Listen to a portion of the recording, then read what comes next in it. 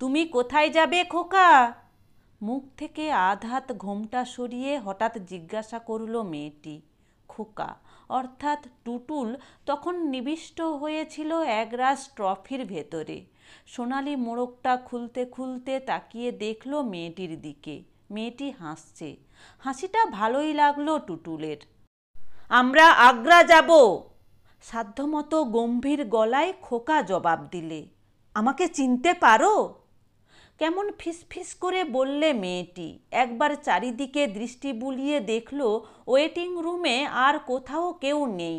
শুধু বাহিরের দরজার পাশে একটা ডেক চেয়ারে ঘুমুচ্ছেন এক মারোয়াড়ি ভদ্রলোক।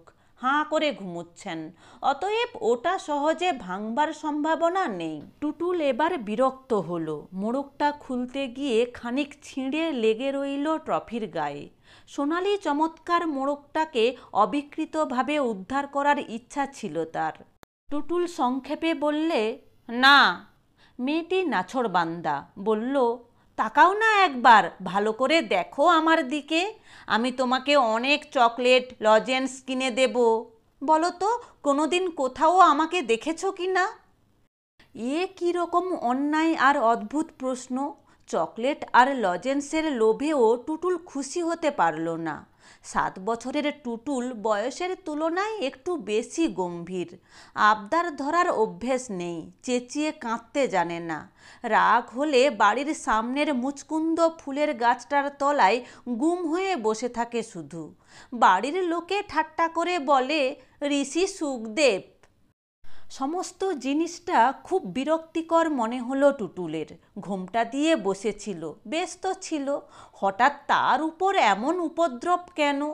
অগত্যা তাকিয়ে দেখতে হয় তাকে। না, নেহাত মন্দ নয় চেহারা, তবে ঠোঁট দুটো বড্ড বেশি টকটকে লাল, যেন টিয়া পাখির ঠোঁটের মতো দেখতে। অত বড় মেয়েটার হাতের নখগুলোতে আলতা মাখানো। টুটুল আবার বললে, না, আপনাকে আমি কোনোদিন দেখিনি। মেয়েটি যেন আশ্চর্য হয়ে গেল। কিছুক্ষণ ধরে চুপ করে দেখতে লাগলো টুটুলের ট্রফি খাওয়া। তারপর জিজ্ঞাসা করলে, তোমার বায়োস্কোপ দেখতে ভালো লাগে? ধ্যাৎ! টফি চিবুতে চিবুতে টুটুল বললে, ছোট ছেলেদের কি বায়োস্কোপ দেখতে আছে? নেই বুঝি?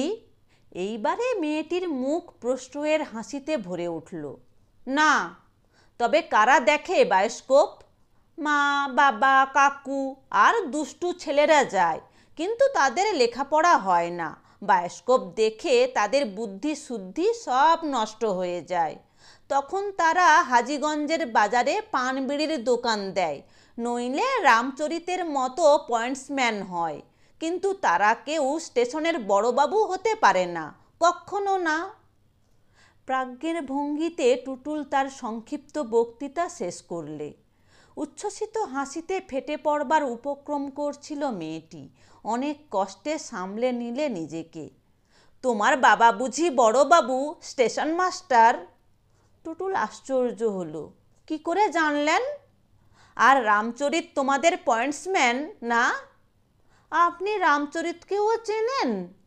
টুটুলের গভীর চোখ দুটো বড় বড় হয়ে উঠল। মেয়েটি মুখ টিপে হাসল। আমি আরও অনেক খবর জানি। তোমাদের বাড়িতে খোকন কার নাম? আপনি খোকনকেও দেখেছেন? টুটুল এবার ট্রফির কথা সম্পূর্ণ ভুলে গেল। আমি টুটুল, তারপরে লোটন, সবচেয়ে ছোট হলো খোকন। তার বয়স মোটে 6 মাস, এখনো হামাই দিতে পারে না ভালো করে। আপনি কোথায় দেখলেন খোকনকে? মেয়েটি তৎক্ষণাৎ কোনো জবাব দিল না। স্নিগ্ধ কৌতুক ভরা চোখে কিছুক্ষণ তাকিয়ে রইল টুটুলের দিকে। বাহিরে একটা মালগাড়ির শাটিংয়ের আওয়াজ শোনা গেল। তার মধ্যেও টের পাওয়া গেল ঘুমন্ত মারোয়াড়ি ভদ্রলোকের নাক ডাকছে। টুটুল বললে, আপনি তো সব জানেন দেখছি। আমাদের বাড়িতে গিয়েছিলেন বুঝি কোনো দিন? মেয়েটি তবুও চুপ করে রইল। চোখের দৃষ্টিতে কৌতুকের আভাটা মিলিয়ে এলো ধীরে ধীরে। তোমার বড়দি কোথায় থাকে টুটুল? বড়দি? টুটুল চিন্তিত হলো। বড়দি তো কেউ নেই, ছোটবাবুর বাড়িতে ইলাদি থাকে, রাত দিন ওর মার সঙ্গে ঝগড়া করে, কিন্তু বড়দি তো কোথাও নেই। তোমার নিজের কোনো দিদি নেই বুঝি? না তো, আমি সবচেয়ে বড়। তুমি জানো না। মেয়েটি হাসল, কিন্তু এবারের এই হাসিটা কেমন যেন অদ্ভুত রকমের মনে হলো টুটুলের। মেয়েটি বললে, হয়তো তোমার একজন বড়দিদি ছিল। তাই নাকি? টুটুল সমস্যায় পড়ল। আমি তো কোনোদিন তাকে দেখিনি। তুমি কি করে দেখবে? তখনও তুমি হওনি। একদিন তোমার বাবার সঙ্গে মেলায় গিয়েছিল কাঁচের চুড়ি, চিনির মঠ আর মাটির পাখি কিনতে। টুটুল বললে, আমি জানি, হাজীগঞ্জের মেলায়। ঠিক ধরেছ, হাজীগঞ্জের না হোক অমনি মেলায়। সেখানে মস্ত বড় একটা নাগরদোলা বোঁ বোঁ করে ঘুরছিল। আমি চড়েছি নাগরদোলায়। টুটুল হঠাৎ খুশিতে হাততালি দিয়ে উঠল। বেশ লাগে চড়তে, নেমে এলে মনে হয় মাটিটা শুদ্ধ দুলছে। তাই বটে। মেয়েটি আরও কাছে এগিয়ে এলো টুটুলের, ফিসফিস করে বললে, তোমার বড়দিও টুক করে এসে নাগরদোলায় উঠে পড়ল, অনেকক্ষণ ধরে দুলল মনের খুশিতে। তারপর যখন নেমে এলো মাটিতে, তখন তোমার বাবাকে আর কোথাও খুঁজে পেল না। হারিয়ে গেল বুঝি? টুটুল চমকে উঠল। গেল বই কি। তারপর আবার কি করে ফিরে গেল বাড়িতে? আর তো ফেরেনি, কোনো দিন ফিরে আসেনি আর। ফিরে আসেনি? টুটুলের প্রায় নিঃশ্বাস বন্ধ হয়ে এলো আতঙ্কে। কোথায় গেল তাহলে? ছেলেধরায় নিয়ে গেল বুঝি? ছেলেধরা? তাই বটে। মেয়েটির চোখ চকচক করে উঠল। সীমাহীন ভয়ে টুটুলের চোখ বিস্ফারিত হয়ে গেল। কি সর্বনাশ! তারপর কি করলো ছেলেধরা? কোথায় নিয়ে গেল দিদিকে? তার কি কোনো ঠিক ঠিকানা আছে? কত জঙ্গল, কত বাঘ ভাল্লুক, কত অন্ধকার, চারদিকে শুধু হালুম হালুম চিৎকার। সবাই সবাই তাকে ছিঁড়ে খেয়ে ফেলতে চায়। খেয়ে ফেললো? টুটুলের বুক ধড়ফড় করতে লাগলো। একরকম খেয়ে ফেলাই বই কি। আবার কিছুক্ষণ মগ্ন দৃষ্টিতে চেয়ে রইল মেয়েটি। গায়ে অনেক নখের আঁচড় লাগলো তার, অনেক দাঁতের দাগ। তারপর আস্তে আস্তে বন জঙ্গল তার অভ্যাস হয়ে গেল। তার চোখের দিকে তাকিয়ে বাঘ ভাল্লুকরা ভয় পেতে লাগলো। একে একে এসে লুটিয়ে পড়ল তার পায়ের তলায়। এখন লোকে তাকে বলে জঙ্গলের রানী। সত্যি? সত্যি। টুটুল বিহল হয়ে রইল কিছুক্ষণ, তারপর বললে, ধ্যাৎ, সব বানিয়ে বলছেন আপনি। তুমি এখনো ছেলে মানুষ কি না, তাই বিশ্বাস হচ্ছে না। আচ্ছা মনে করো, যদি বলি আমি তোমার সেই দিদি, তাহলে? আপনি কি সব যা তা বলছেন? এক্ষুনি বললেন আমার দিদি জঙ্গলে আছে, সে জঙ্গলের রানী, আর এখন বলছেন আপনি আমার দিদি। হতে দোষ কি? চেষ্টা করলে কি বেরিয়ে আসা যায় না জঙ্গল থেকে?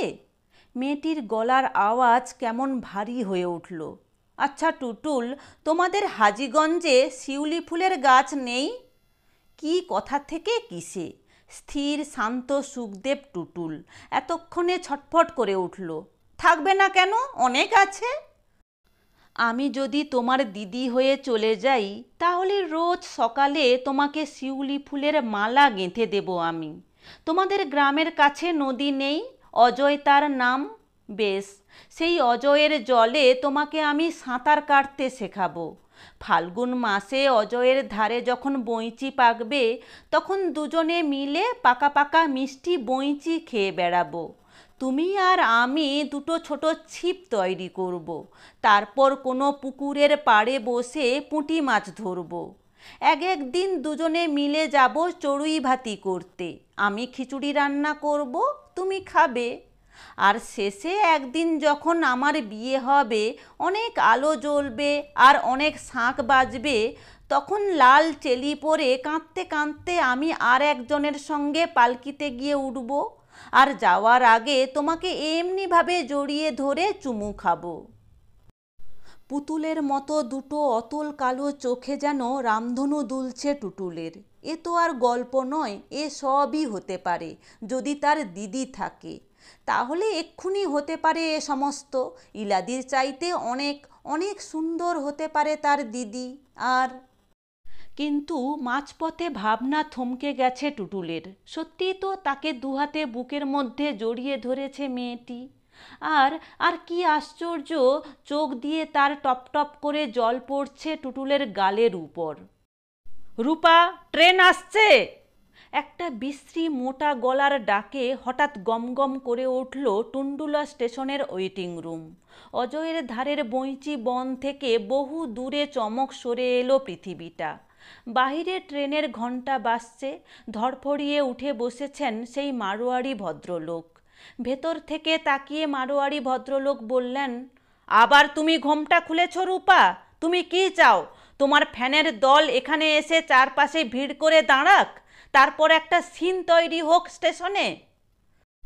সঙ্গে সঙ্গে মুখের উপর আধ হাত ঘোমটা টেনে দিল মেয়েটি। মারোয়ারি ভদ্রলোক চিৎকার করে উঠলেন, কুলি কুলি! তিন চারটে কুলি হুড়মুড়িয়ে ঢুকে পড়ল ওয়েটিং রুমে।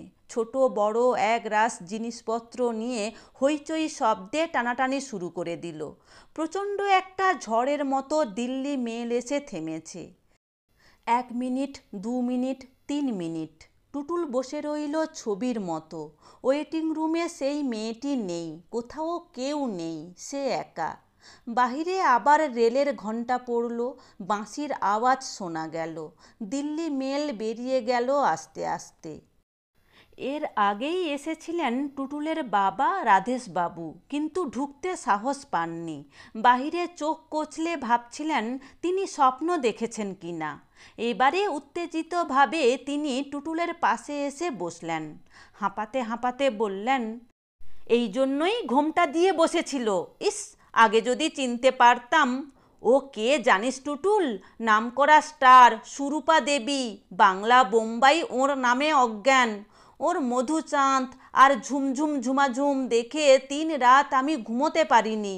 ইস, কি ভুলই হয়ে গেল, যদি সাহস করে এগিয়ে এসে আলাপ করে নিতে পারতাম। বলতে বলতে হঠাৎ রাধেশবাবুর আবেগটা মরে গেল। তার মনে পড়ল নিজের 7 বছরের ছেলে টুটুলের সঙ্গে কথা কইছেন তিনি। সামলে নিয়ে জলজলে চোখে আর প্রায় ধরা গলায় রাধেশবাবু বললেন, তোকে কোলে নিয়ে খুব আদর করছিলেন না রে? ঠিক তোর মার মতো না রে? যেন তোর মা তোর গায়ে হাত বুলিয়ে দিচ্ছে, তাই না? মা হবে কেন? ও যে আমার দিদি, যে দিদি হাজীগঞ্জের মেলায়। প্রতিবাদ করে বলতে যাচ্ছিল টুটুল। হঠাৎ অকারণ ক্রোধে ফেটে পড়লেন রাধেশবাবু। মুহূর্তের মধ্যে যেন বিশ্রী আর বিকৃত হয়ে গেছে তার মুখ। টুটুলের কথাটাকে মাঝপথে থামিয়ে দিয়ে ভেঙচে বললেন, দিদি? তোর দিদি আবার জন্মালো কবে? ও যে তোর মার বয়সী, আর অমন নচ্ছার মেয়ে মানুষ তোর দিদি হতে যাবে কোন দুঃখে? ওদের মুখ দেখলে ও গঙ্গা স্নান করতে হয়। নে ওঠ, আগ্রার গাড়ি দিয়েছে প্ল্যাটফর্মে।